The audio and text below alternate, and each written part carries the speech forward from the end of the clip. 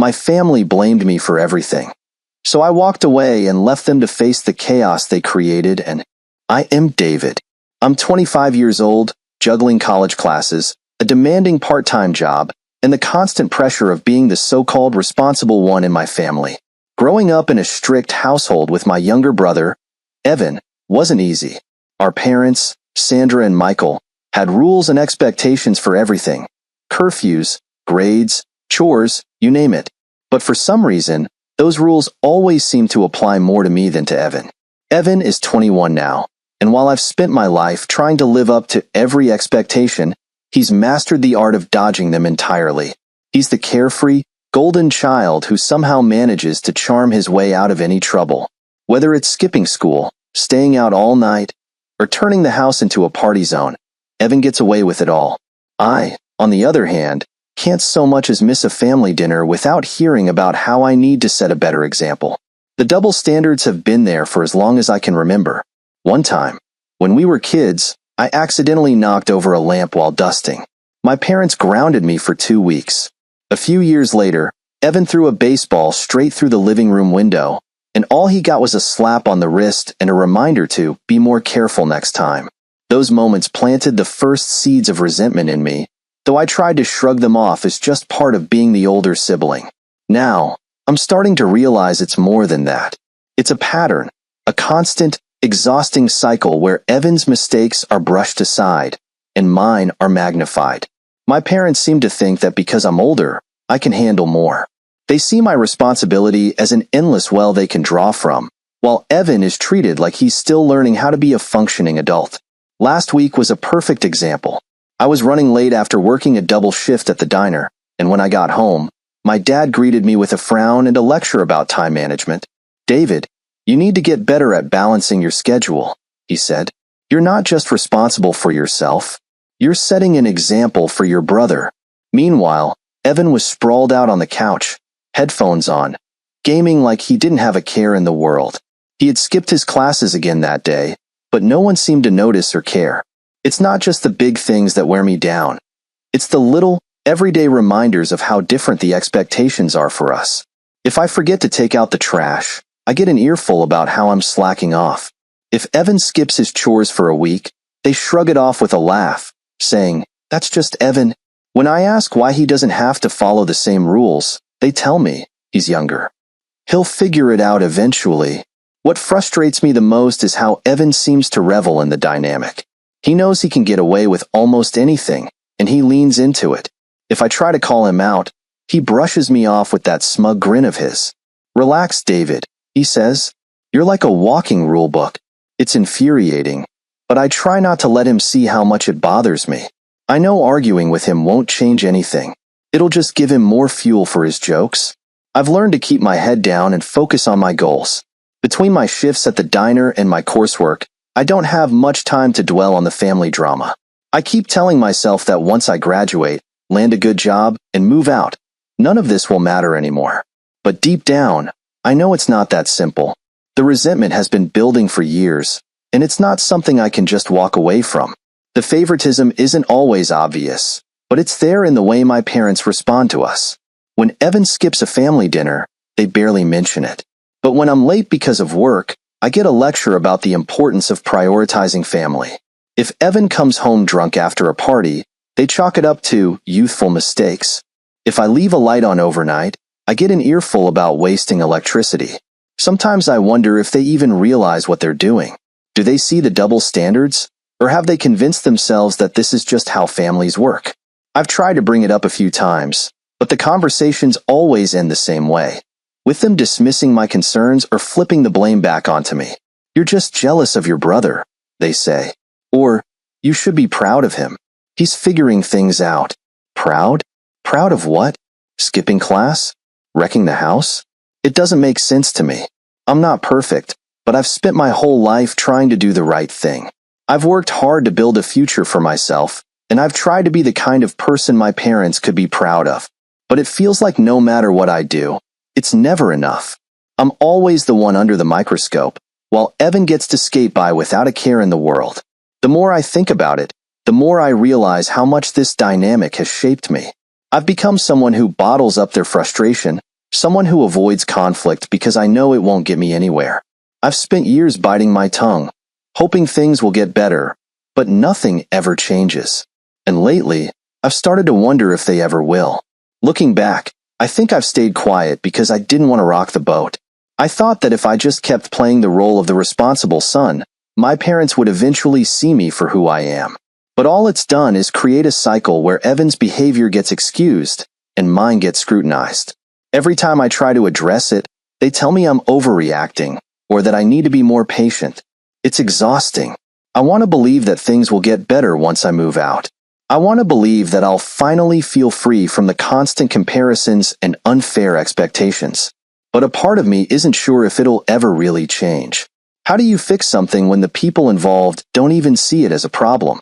How do you move forward when the resentment has already taken root? I don't know the answers yet, but I know one thing for sure. I can't keep living like this. Something has to change. And if my parents won't see it, and Evan won't own up to it, then maybe it's up to me to take control of my own life. It started with the music. A heavy bass line thumping through the walls, louder than any sane person would play on a Wednesday night. I was at my desk trying to finish a research paper that was due the next morning. Between my part-time job at the diner and a full course load, nights like these were my only chance to catch up. But with Evan blasting music 2 doors down, concentration was impossible. I banged on the wall a couple of times, hoping he'd get the message. No response. The music kept pounding. After a few minutes, I threw my pen down and marched to his door. It was wide open, and there he was, lounging on his bed with his headphones around his neck and a video game controller in his hands. "Evan, can you turn it down?" I said, trying to keep my voice steady. "I have a paper to finish." He glanced at me, smirking like I just told him I was writing an essay on the history of dust.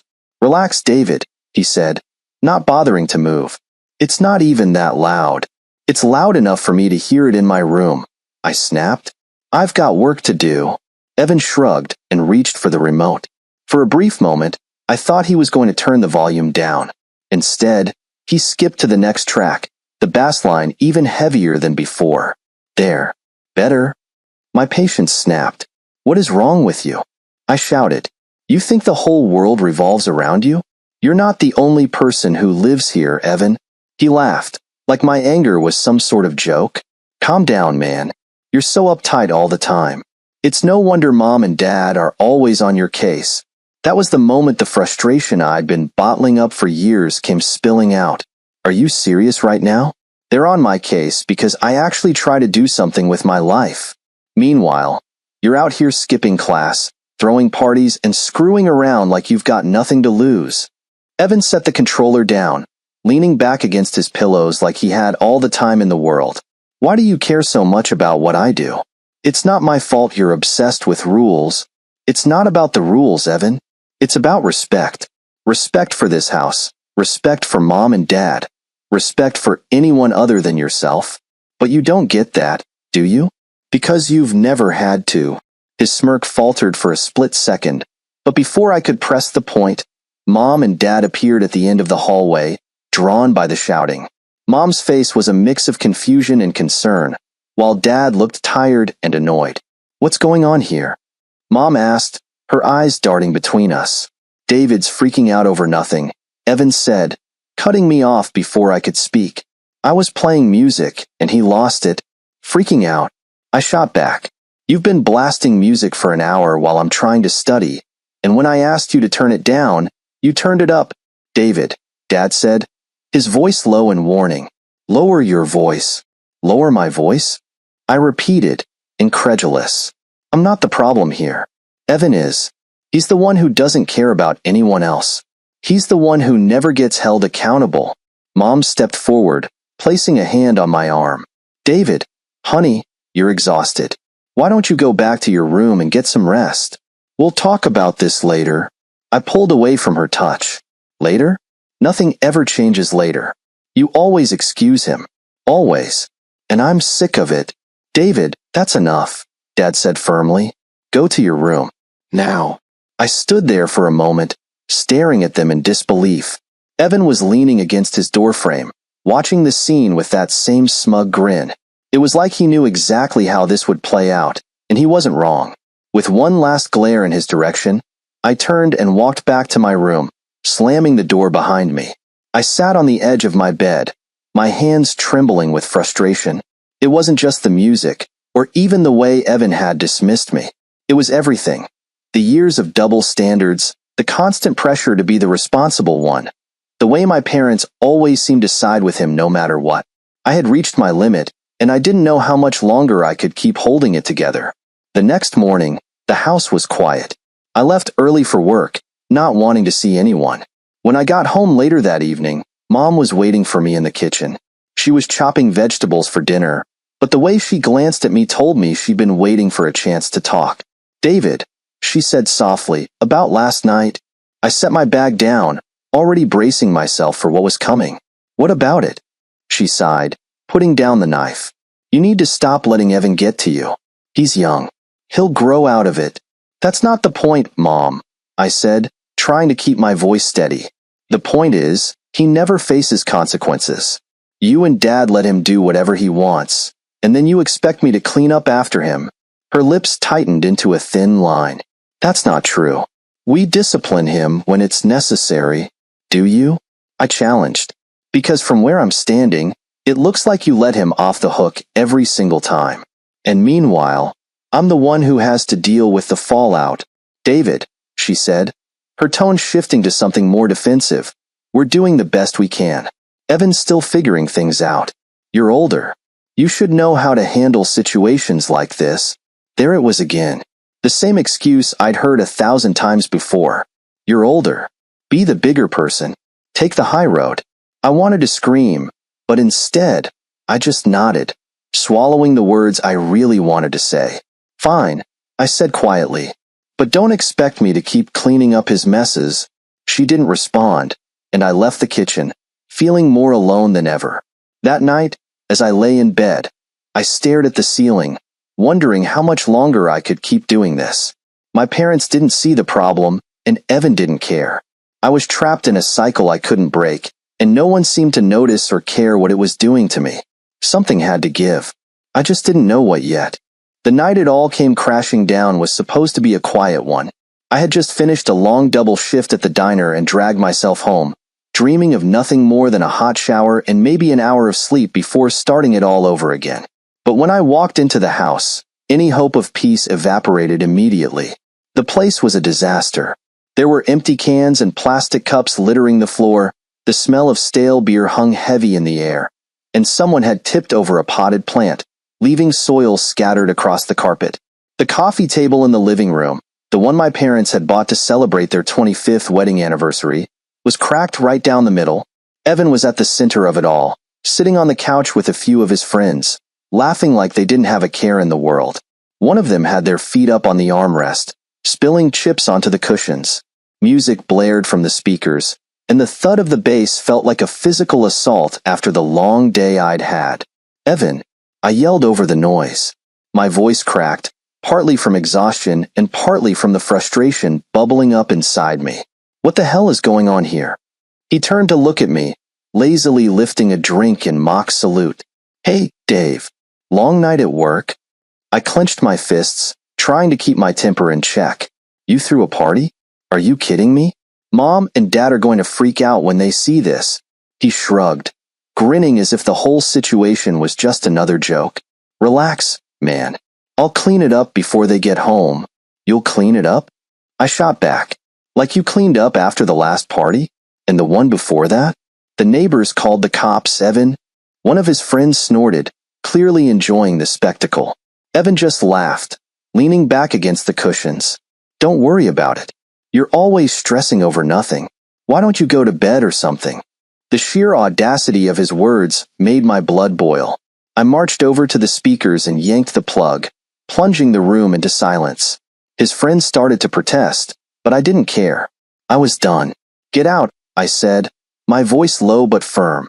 "All of you. Now." Evan stood up, holding his hands out in mock surrender. "All right, fine. Party's over. Happy now?" His friends groaned and started gathering their things, throwing me dirty looks as they shuffled out the door. I stood in the middle of the wreckage, breathing heavily. The house was still a mess, and Evan didn't look the least bit sorry. "This isn't just about the mess, Evan," I said, my voice shaking. "You keep doing this over and over, and no one ever holds you accountable. You can't keep living like this." He rolled his eyes and walked toward the kitchen, grabbing a soda from the fridge. "Why do you care so much?" "It's not your problem. It is my problem," I snapped.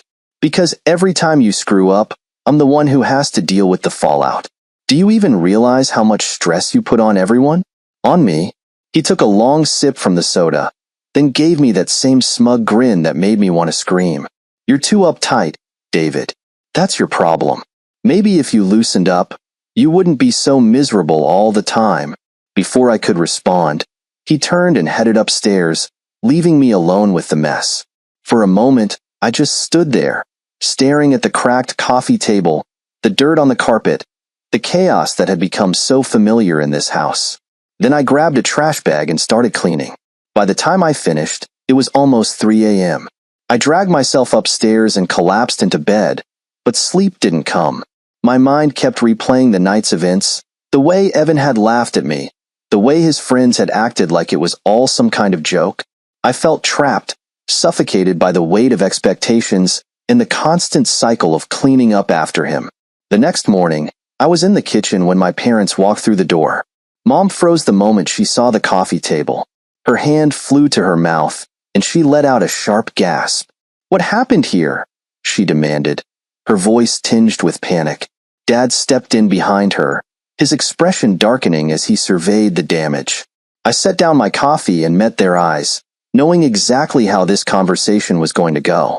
"Evan threw a party last night," I said, trying to keep my tone even.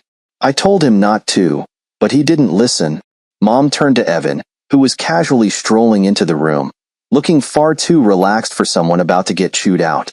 "Evan, is this true?" she asked. He shrugged, giving her that same sheepish grin that had gotten him out of trouble so many times before. "It wasn't that bad. David's just overreacting." Overreacting. I felt a surge of anger so strong it made my hands shake. "Overreacting?" I said, pointing to the cracked table and the mess still lingering in the corners of the room. "Look around. How is this overreacting?" Evan crossed his arms, his grin fading into something harder. "If it was such a big deal, why didn't you stop it sooner? You're always acting like you're in charge, right? Maybe you should have done your job." His words hit me like a punch to the gut. Before I could respond, Dad stepped in, his voice firm. "David, that's enough. We'll deal with Evan.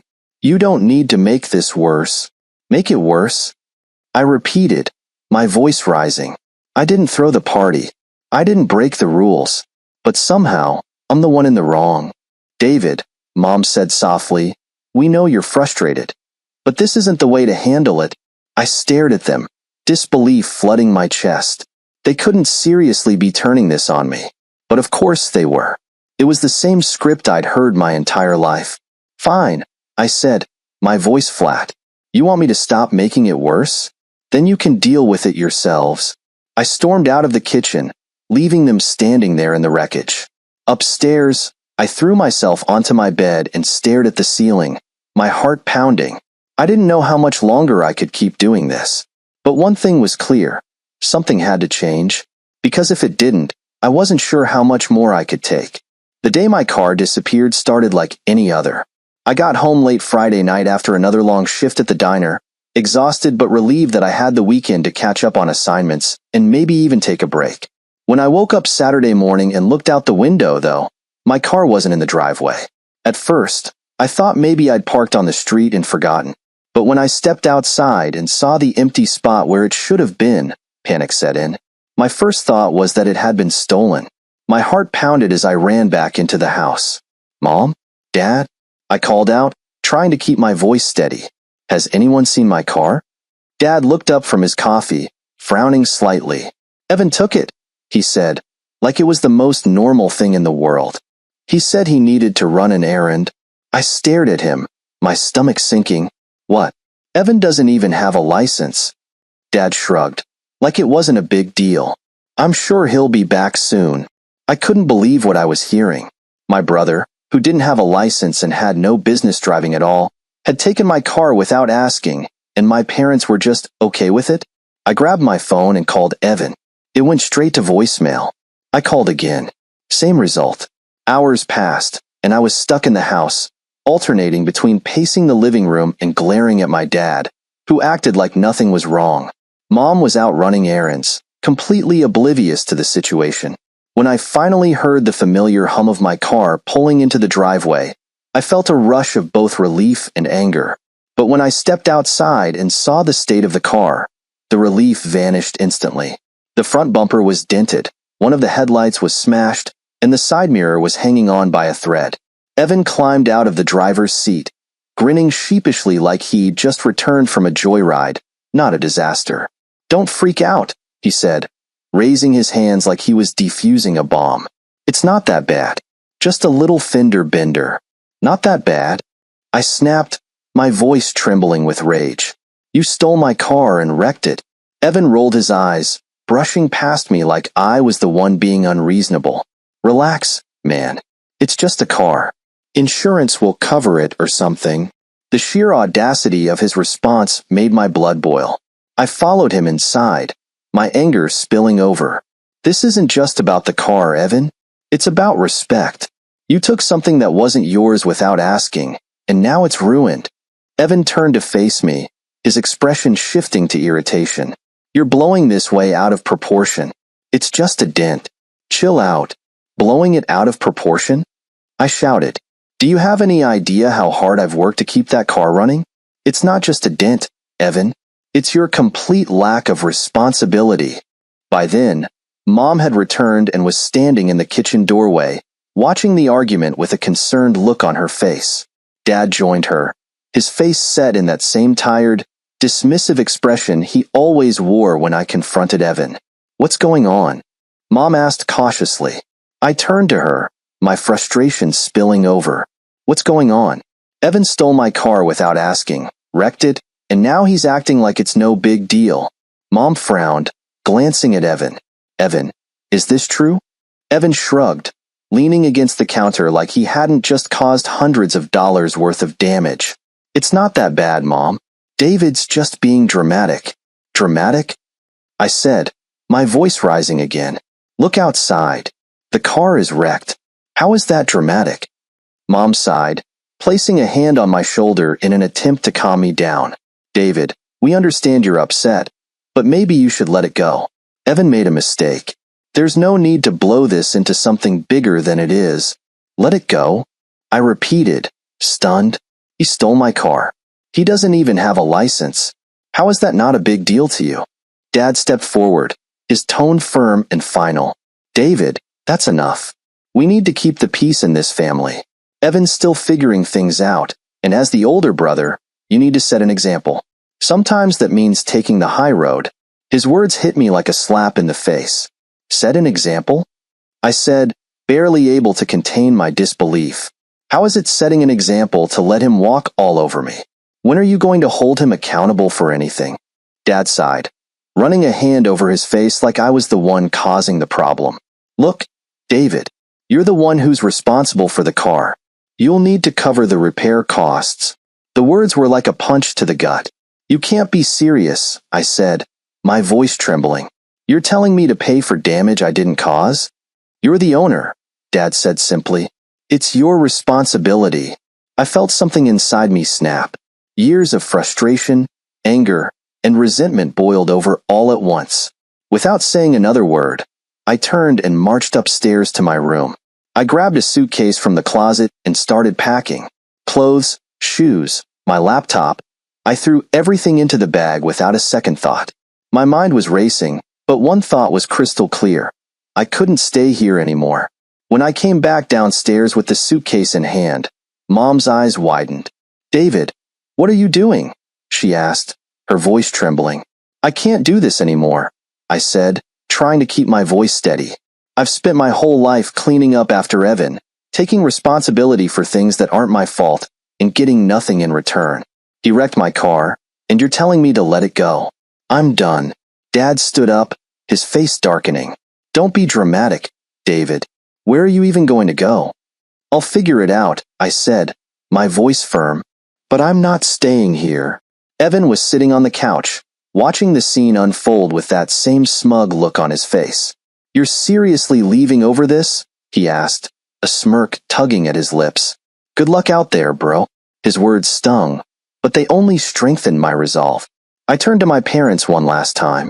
"I hope you realize what you're enabling," I said quietly, "because one day, Evan's going to have to face the real world. And when that happens, I won't be around to clean up the mess." With that, I walked out the door, my suitcase in hand. I didn't know where I was going or what came next, but one thing was certain. I was finally done. Done with the double standards, the favoritism, and the weight of carrying my family's dysfunction. Walking out of that house with my suitcase was one of the hardest things I'd ever done. I didn't have a plan, but I knew I couldn't stay there any longer. I called my best friend, Josh, as I walked down the street. His voice was groggy.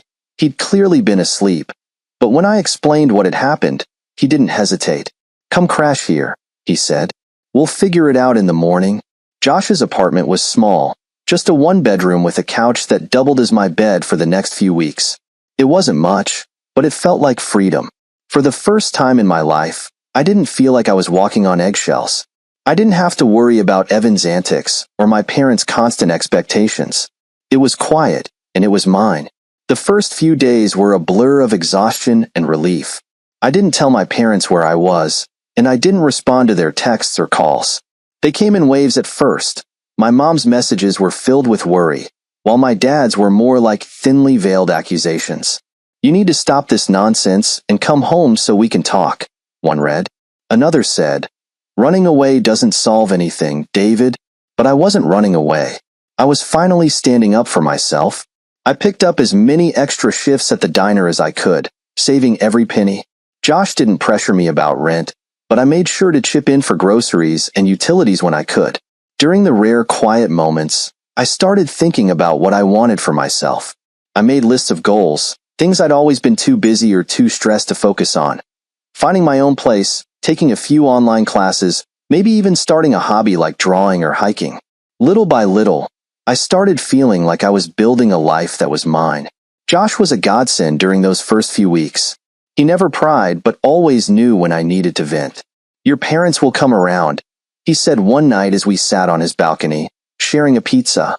"They'll realize how much they've been leaning on you once you're not there to hold everything together."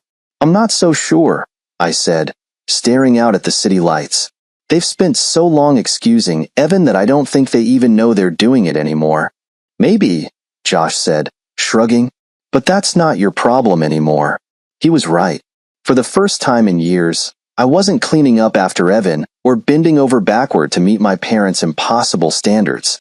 It felt strange at first, like I was waiting for something to go wrong. But as the days turned into weeks, I started to relax. I wasn't just surviving, I was starting to live. About a month after I left, my parents showed up unannounced at Josh's apartment. I'd been expecting them to show up eventually, but it still caught me off guard. Josh answered the door and shot me a look before letting them in. My mom looked worried, her eyes scanning the room like she was searching for answers. My dad was more guarded, his expression unreadable. "David," my mom said, her voice trembling, "we've been so worried about you. Why didn't you tell us where you were?"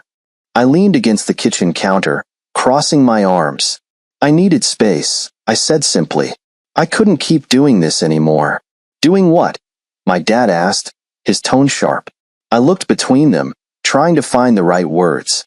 "Being the one who's always responsible. Cleaning up after Evan. Carrying the weight of everything while you both look the other way." My mom flinched, but my dad's expression didn't change. "David, we didn't realize you felt that way," Mom said softly. "How could you not?" I asked, my voice rising despite my efforts to stay calm.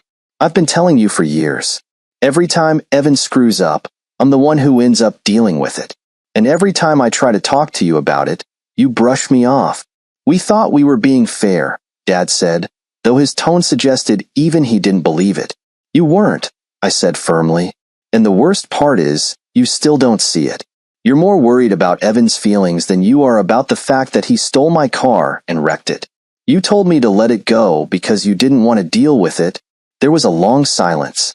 My mom looked down at her hands, her fingers twisting around each other nervously. My dad shifted uncomfortably, his arms crossed. Finally, my mom spoke. "We didn't mean to make you feel this way," she said quietly. "We thought we were doing what was best for the family." I sighed, the weight of their words landing somewhere between relief and frustration. "Maybe you thought that," I said, "but it doesn't change the fact that it hurt me. And I can't come back to the same dynamic. Something has to change." My dad didn't respond, but my mom nodded slowly. "We'll try," she said, her voice barely above a whisper. "I don't know how, but we'll try." They left after that, and for the first time in a long time, I felt like they might actually understand what I've been trying to say. It wasn't a resolution, but it was a start. Over the next few months, I threw myself into rebuilding my life. I moved into a small studio apartment, nothing fancy, but enough to call my own. I started taking online classes to build skills for the future, and even picked up sketching as a way to unwind. It wasn't easy, but it was mine. My parents reached out occasionally, their messages softer and more careful than before. I responded when I felt ready, keeping the conversations light and focused on the present. Evan didn't reach out at all, but Josh showed me posts on social media that made it clear he was struggling. Without me there to clean up his messes or shield him from consequences, he was finally facing reality. One day, I got a voicemail from Evan. His voice sounded hesitant, almost unsure. "Hey, David. I just wanted to say I'm sorry. For everything. I know I screwed up. If you want to talk, call me back." I didn't call him back, not right away. I needed time to figure out what I wanted to say, or if I wanted to say anything at all. For now, I was focusing on myself. For the first time in my life, I wasn't carrying the weight of my family's dysfunction.